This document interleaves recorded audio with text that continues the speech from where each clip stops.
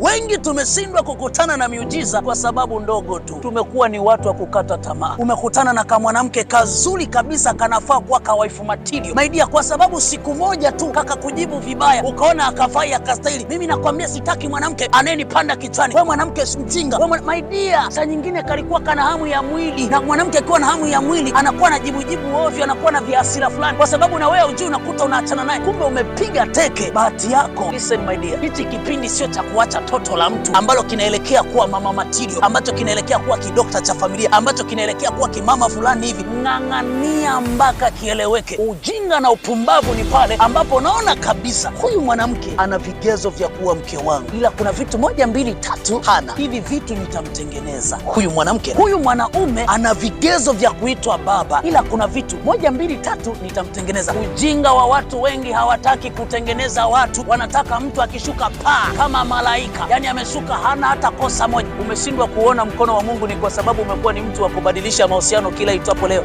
Leo uko na huyu, kesho na huyu, kesho kutwa na huyu. Mungu mwenyewe anakaa anasema wacha achague kwanza. Si anajua wanaume ni mitumba, si anajua wanawake ni mitumba. Unachagua mwanamke, chagua mwanamke, sio mitumba. Oh my dear, chagulia amani. Ikisema ni huyu, ng'ang'ana mpaka kieleweke.